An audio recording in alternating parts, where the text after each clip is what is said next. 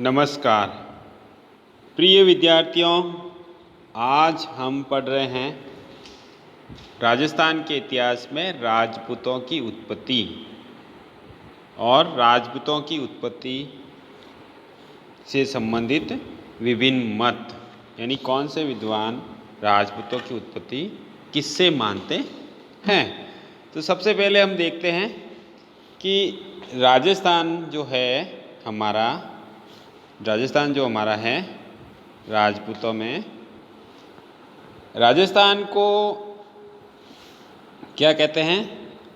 रजवाड़ा, राजपूताना, अलग अलग नाम से जाना जाता है, या रायथान।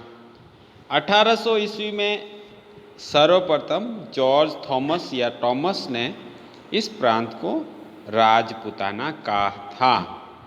इसके बाद कर्नल जेम्स टॉड, जो राजस्थान के इतिहास के पिता भी कहलाते हैं, जिन्होंने अपनी पुस्तक एनाल्स एंड एंटिक्विटीज़ जिनको 1829 में लिखा है, में राजस्थान शब्द का प्रयोग किया है राजपूताना के लिए। अब हम देखते हैं कि जो राजपूत शब्द है, इसकी व्युत्पत्ति यानी उत्पत्ति कैसे हुई। क्या राजपूत क्षत्रिय थे? इतिहासकारों में इस बात को लेकर भी मतभेद थे। V.A. स्मिथ कहते हैं कि राजपूतों की 8वीं व 9वीं शताब्दी में एकाएक उत्पत्ति हुई। एक इतिहासकार है J.N. असोपा, जो कहते हैं कि जो राजपूत है यह वैदिक कालीन राजपुत्र से ही बना है। यानी वैदिक काल में जो राजपुत्र थे, जिन्हें राजन्य या क्षत्रिय वर्ग जो कहा जाता है, जो बाद में ही राजपूत जाति में बदल गया है। कौटिल्य कहते हैं, कौटिल्य जिन्हें चाणक्य भी कहा जाता है, राजपुत्र को राजा के पुत्र के रूप में वर्णित करते हैं।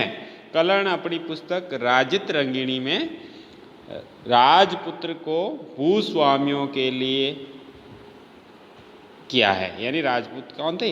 भूस्वामी थे, परंतु उन्हें राजपूतों के 36 वंशों से संबंधित माना है। 36 वंश बताए हैं अपनी पुस्तक में कर्ण ने।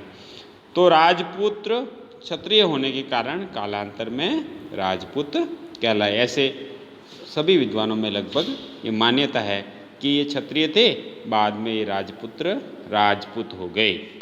अब हम देखते हैं राजपूतों की उत्पत्ति के विभिन्न मत। गोपीनाथ शर्मा कहते हैं कि क्षत्रिय जाति में एक इक्ष्वाकु ही नहीं, वरन कुषाण, शक आदि अनार्य जातियां भी थी, सम्मिलित थी। इसलिए राजपूतों को क्षत्रिय मानने अथवा न मानने के संबंध में अनेक मत बन गए, जिनका उल्लेख हम इस प्रकार करेंगे। यानी गोपीनाथ शर्मा जी कहते हैं कि क्षत्रिय जाति में केवल एक ही वंश नहीं था, बल्कि इसमें कुषाण और शक जैसे अनार्य जातियां भी सम्मिलित हो गई थी। इसलिए राजपुत्रों को क्षत्रिय कुछ मानते, क्षत्रिय कुछ नहीं मानते। इस तरह से विभिन्न मत बन गए राजपूतों के उत्पत्ति से संबंधित। तो पढ़ते हैं राजपूतों की उत्पत्ति, विभिन्न मत या सिद्धांत, जिसमें पहला है देवीय उत्पत्ति का सिद्धांत। प्रत्येक जाति अपनी महत्ता प्रकट करने के लिए देवी उत्पत्ति के सिद्धांत को स्वीकार करती है, अपने आप को ईश्वरीय संतान बताने का प्रयास करती हैं। ऐसा ही कुछ हुआ है। ऋग्वेद के 10वें मंडल में आर्यों को 4 वर्णों का उल्लेख किया गया है। आर्यों के 4 वर्णों का उल्लेख किया गया है, जिसमें ब्रह्मा की भुजाओं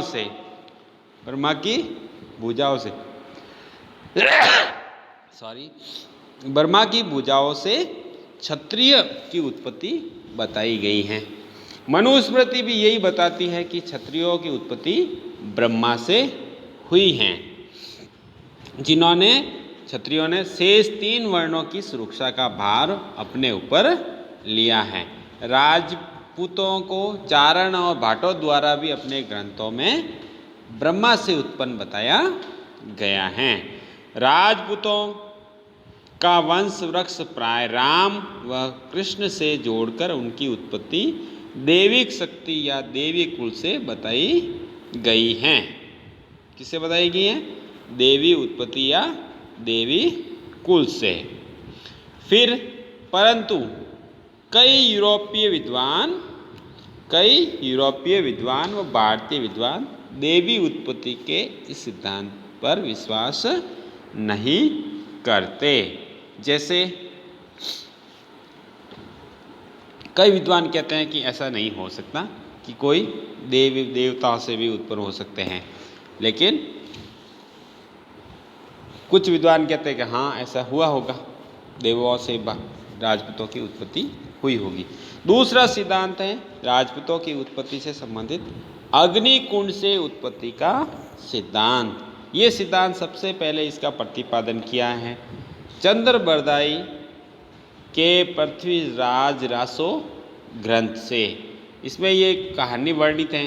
इस कहानी में यह है कि आबू पर्वत पर गौतम ऋषि, अगस्त्य ऋषि एवं विश्वामित्र ऋषि ने जब यज्ञ कर रहे थे तो राक्षस उस यज्ञ को अपवित्र कर रहे थे, उसमें पशुओं की हड्डियां वगैरह डाल रहे थे।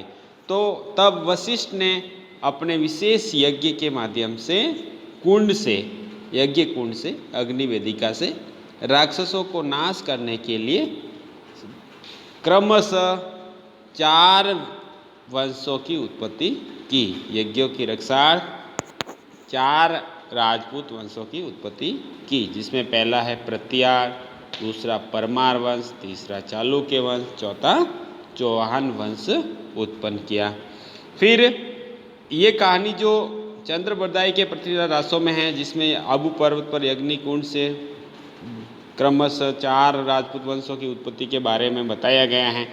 इस कहानी को और भी अन्य ग्रंथों में उल्लेख किया गया है। वो ग्रंथ हैं जयानकृत पृथ्वीराज विजय में, हमीर रासों में, नैणसी की ख्यात में, वंश भास्कर में, चौहान चंद्रिका में आदि ग्रंथों में अग्निकुंड से उत्पत्ति के सिद्धांत की पुष्टि होती हैं।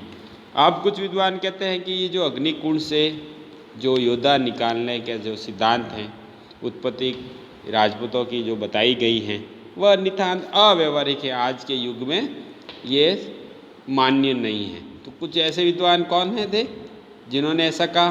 तो गौरीशंकर हीराचंद ओझा जो कहते हैं कि ये एक तरह से हठधर्मिता को बताने वाला सिद्धांत है। इतिहासकार CV वैद्य कहते हैं कि ये कवि की कल्पना है, कवि ऐसी कल्पना कपोल कल्पना करते हैं, उसी तरह की एक कल्पना है। डॉक्टर दशरथ शर्मा कहते हैं कि ये 4 भाटों की चाटुकारिता है, ताकि उनको संबंधित राज्य में बने रहने का एक तरह से प्रमाण पत्र मिल जाए। विलियम क्रूक कहते हैं कि अग्निकुंड से तात्पर्य अग्नि द्वारा शुद्धि से है। विलियम क्रूक विदेशी इतिहासकार है जो कहते हैं कि हो सकता है ये विदेशियों जो भारत में आ गए थे उनको अग्निकुंड से माध्यम से पवित्र करने की एक प्रक्रिया हो। फिर है सूर्य व चंद्रवंशी सिद्धांत राजपूतों की उत्पत्ति के बारे में। सूर्यवंशी और चंद्रवंशी सिद्धांत 10वीं शताब्दी में या उसके बाद चारणों द्वारा लिखे गए ऐतिहासिक ग्रंथों में राजपूतों को सूर्यवंशी और चंद्रवंशी बताया गया है। डॉक्टर ओझा, गौरीशंकर हीराचंद ओझा ने भी राजपूतों को सूर्यवंशी और चंद्रवंशी कहा है। 971 के नाथ अभिलेख, 977 के आघटपुर अभिलेख, 1285 ईस्वी का आबू शिलालेख और 1428 का एक श्रृंगी लेख में भी गुइल वंशीय राजपूतों को रघुकुल से उत्पन्न बताया गया है। रघुकुल यानी सूर्यवंशी बताया गया है। इसी तरह हमीर महाकाव्य, पृथ्वीराज विजय, सुजान चरित्र ने चौहानों को क्षत्रिय माना है। चौहानों को क्या माना है? क्षत्रिय। इसी प्रकार वंशावली लेखकों में राठौड़ों को सूर्यवंशी बताए गए हैं, यादवों, भाटियों और चंद्रावती के चौहानों को चंद्रवंशी बताया गया है। किंतु डॉक्टर जी.एन. शर्मा इस मत को सभी राजपूतों की उत्पत्ति के लिए स्वीकार नहीं करते। जे.एन. आसोपा का मानना है कि सूर्यवंशी व चंद्रवंशी क्षत्रिय आर्यों की वे दो शाखाएं थी जो मध्य एशिया से भारत में आई थी। डॉक्टर दशरथ शर्मा ने राजपूतों को सूर्य व चंद्रवंशी स्वीकार करते हुए उन्हें आर्यों की संतान और भारत का मूल निवासी माना है। लेकिन श्री जगदीश सिंह गहलोत कहते हैं कि वर्तमान राजपूतों के राजवंश वैदिक और पौराणिक काल से राजन्य, उग्र, क्षत्रिय आदि नामों से प्रसिद्ध सूर्य व चंद्रवंशी क्षत्रियों की संतान हैं। ये न तो विदेशी हैं न ही विधर्मियों आर्यों की वंशज हैं, जैसा कि कुछ यूरोपीय लेखक मानते हैं। तो अब राजपूतों की उत्पत्ति से संबंधित जो हमारा वीडियो लेक्चर है उसमें हमने उत्पत्ति के 3 सिद्धांत प्रथम भाग में बताए गए हैं। पहला क्या था? राजपूतों के उत्पत्ति से संबंधित देवीय उत्पत्ति का सिद्धांत। दूसरा, अग्नि कुंड से उत्पत्ति का सिद्धांत। तीसरा, सूर्य व चंद्रवंशी उत्पत्ति का सिद्धांत। पार्ट 2 में हम पढ़ेंगे राजपूतों की उत्पत्ति से संबंधित ही ब्राह्मणों से उत्पत्ति का सिद्धांत, विदेशियों से उत्पत्ति का सिद्धांत राजपूतों की, और फिर था लास्ट में मिश्रित उत्पत्ति का सिद्धांत। तो धन्यवाद पार्ट 1 के लिए।